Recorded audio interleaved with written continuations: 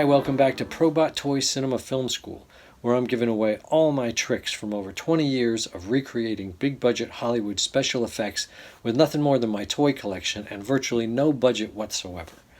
I'm Damon, and last week I gave you a quick peek behind the scenes on my newest project, which is a stop-motion, shot-for-shot homage to the Mandalorian. I'm starting with a really challenging scene, which is Mando versus the off-world Jawas.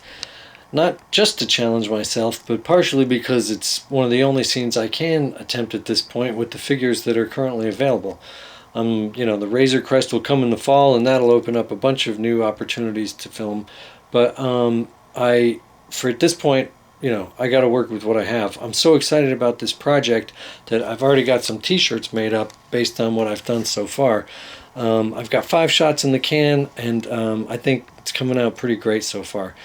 But the point is, it's going to take a really long time for me to get this whole project done, which is why I decided to pull back the curtain, post everything as I go, and reveal all of my secrets in videos like this, showing the making of process, showing my entire creative process start to finish. Now, for more updates, you want to follow me on Instagram at Probot Animation. But here I'll be posting the making of videos periodically as we go. But I decided it would be good to revive my quickly abandoned project from 2020 of the Probot Toy Cinema Film School and combine that with this project to, instead of covering topics like forced perspective like I was doing, instead I'm going to break down the shots as I go and show you Disney's version of the shot and then my Probot $10 version of the shot, hopefully accomplishing every shot for under $10. And then teaching you how to do things my way along the way. Because I think anybody can do what I can do. All it takes is, a little know-how, a couple simple tricks and nonsense. That's what I like to say. So, follow me along this journey, and you may be inspired to make your own toy videos with your own toy collection and your own cameras or just your phone. You can do it, with whatever you got. I promise you can accomplish similar cinematic goals with just the equipment that you have. No professional stuff needed. Today's challenge is going to be one of the toughest shots in the sequence. Initially I didn't think it was going to be possible with the specifics of the toys that I have, but I'll get into more of that in a minute. I hate taking no for an answer when I'm negotiating these things with myself. I would always like to accomplish at least some semblance of a shot if I'm able to. I hate cutting stuff out and saying that it can't be done. So, as is often the case, I pondered it a little further, and a simple solution seems to have presented itself, and I believe I can accomplish one of the most difficult shots in the sequence with just the simple items you see before you here. The shot I'm talking about is during the part when the off-world sandcrawler has intentionally diverted its direction to scrape along the side of the cliffs in order to shake loose that pesky Mandalorian clinging to the side. And the big challenge is, pretty much the most difficult challenge of the entire shooting this entire sequence is going to be the scale of this sandcrawler, because it's not nearly as large as it's depicted in the show. So I'm going to have to cheat it as best I can, but even that doesn't solve the specific problem of that specific shot, which is when Mandalorian has to spring into action to avoid being crushed by the rocks and lay down on a little shelf along the side of the sandcrawler, which, if you look closely here, doesn't really exist anywhere on the side. There's this tiny little shelf, but there's no way that he could fit on that. So it really didn't seem like this was going to be something that I could shoot. However, I did come up with a solution. But first, you might be wondering why I'm starting with the most difficult shots, and the reason is really simple. There's really no point in doing any of this if I can't accomplish the most difficult shots in the sequence that would be the most impressive for people to watch. done in toy version. So if I'm just going to have to do the easy stuff, I'm not really that interested.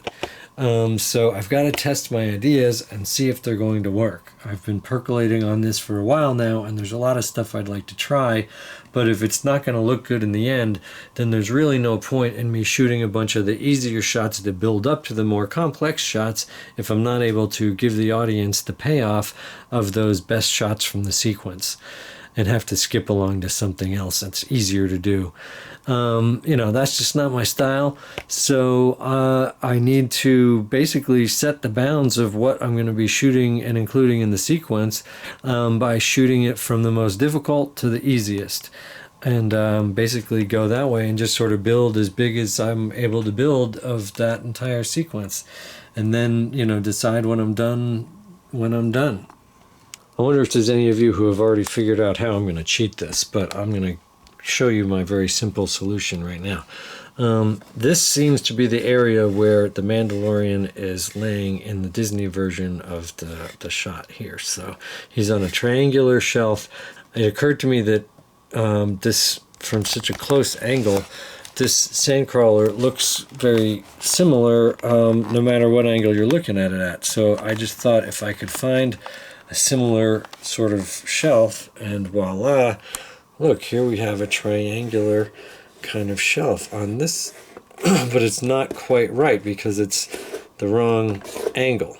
The wall's on the wrong side. But over here, this seems to be the exact angle of the triangle that we're looking for. And if I just spin it around like this, and then we go up, we ride along with it and go up along the rocks like that, that's basically it. Done. Boom. Then we just have Mando jump up and ride along. So to me, that is easy peasy. And that's going to be a lot of fun to try. All right, let's go over our ingredients list here, because I think I'm going to be able to accomplish everything that I need to with what you see here, which is just a glue gun and some glue sticks, some painter's tape, a couple of teriyaki skewers, a razor blade. I've got a couple of scraps of foam board. One is a half-inch thick rectangular-ish piece. One is a quarter-inch piece, and they're just mangled scraps. And I've got a piece of black construction paper, and then a color printout on cardstock of some cliffs that I've a picture that I found online of some cliffs. It doesn't really match the rocks that are in the scene, but it's a super close up and it's moving. I think it'll work. And then down here I've got a couple handfuls of rocks from Home Depot Garden Center.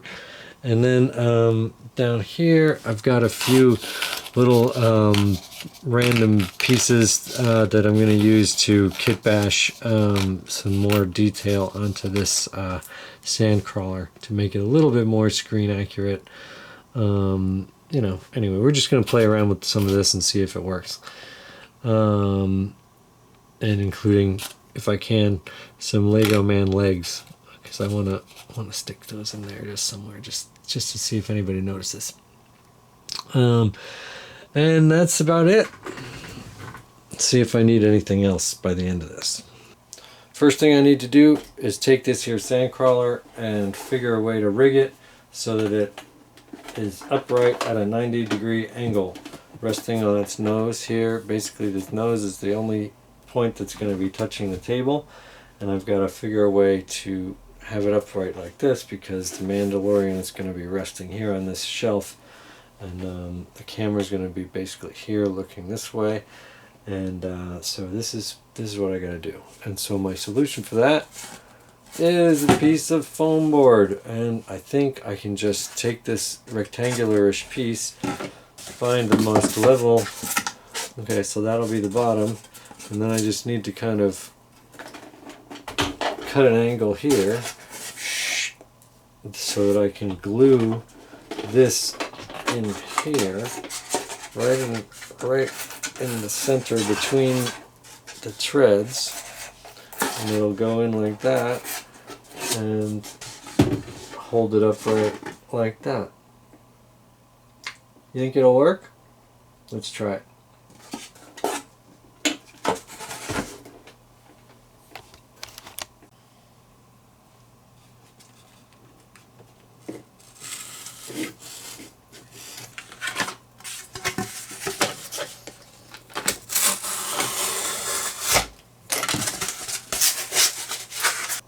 Here's a little origami magic trick for you.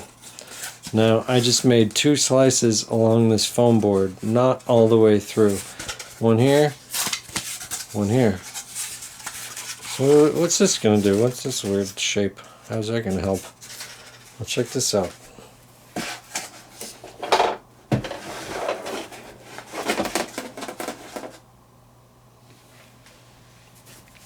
I didn't even have to glue it. I am gonna glue it, but didn't have to. Alright, we got a little problem here because of this little ridge here. It's causing a problem so that this isn't making proper contact. So I'm just going to have to cut a little notch in here.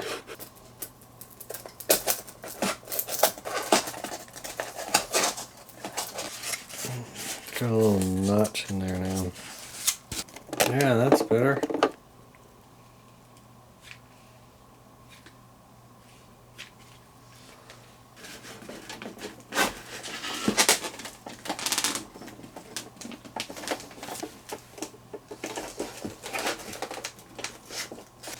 Pretty good.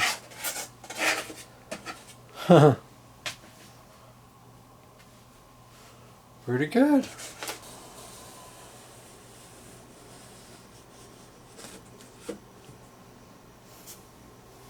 Well, what do you think? Looks pretty good, I think. So far so good. We're not really ready to shoot yet, but I just wanted to show you my setup here and do a camera test and decide what lens I'm going to be using. So first we've got, I haven't locked this down yet, but when I do, this is the foam rigging that I've got, and I'm just going to put a piece of tape down and glue onto the tape, and then hot glue that sucker right down there, anchor it there, and then do the same with a piece of blue tape here, and then glue a little bit there, hold that bit down. So that'll be good. Then what we got back here is I just taped the color printout to the foam board here, and behind that, guiding it along its track, is just a couple of bookends. And I am not going to glue these down, but what I am going to do is just put some blue tape to mark where they are, so in case I move them, I can scoot them back real easy.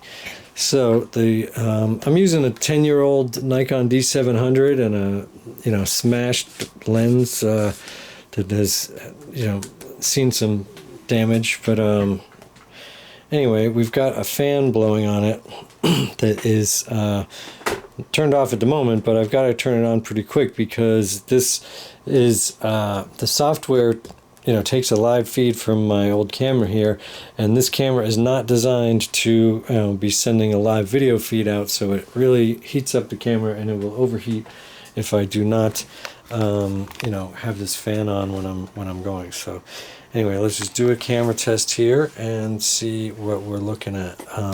I've got my camera settings here, my ISO 400, my f-stop at 8, and the shutter speed is, it says 2 and 4, but that's between ½ second and ¼ second.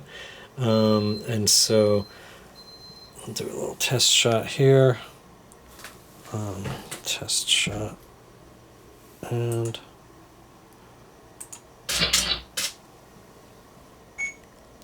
there it is. So we can zoom in on that, see how it's looking. Looks pretty darn good. This is the same settings I had before. And I purposefully have the Mando, I know, is a little out of focus here, but he'll actually be more toward that end of things. I just kind of put him there to show you guys. But the focus needs to be more here to the point where the rocks are meeting the sandcrawler edge to show the danger. It's not really crucial that he's super in focus, but again, he will be moved up here. And so that's it. Let's try the other lens. I've got a wider lens that I want to try, see if that looks any better. So I've just put the super wide 18 to 55 millimeter lens on, and we are going to see how that looks over here. And wow, I like this. This is looking a lot more ominous So let's see what happens. Oh yeah, look at that. That's pretty good. Here once again is the actual shot we're trying to emulate, and they've got some goobers over here in the corner that I would like to add into my shot. So I found some random goobers that I am going to kit bash on the side there. Just glue these suckers on. I got some Lego legs. I got some random Star Wars canon add-ons that I don't even remember who they came with. And then I've got this really cool custom piece that we had made. I mean, this was part of a custom figure that we had made for a movie that never got finished a long time ago. So this has never gotten proper use, and so now we're just going to stick it in there. I know it doesn't really look like that, but close enough. Close enough, if you ask me. Something like that. Stick it like something like that. Gotta be up here. Shit. Well, that's more than I wanted to use of that.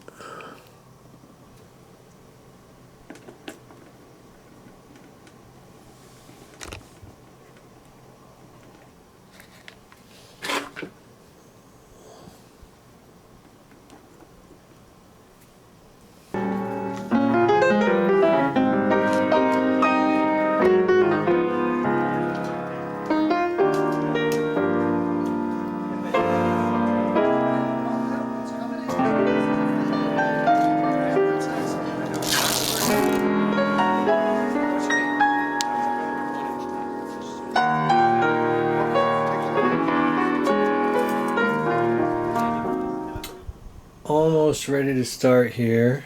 Pretty much got everything ready, but this rock wall here is slipping a little bit. It's not really because it's not being held on both sides, so I'm just going to add a little bumper here. I got this peanut butter lid, and I'm just going to glue that down here, and it's just going to kind of be a guide holding it steady on this side. So give me a second to just add that. Let's see.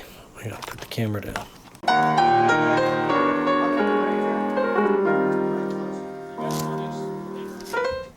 Just about ready to roll here.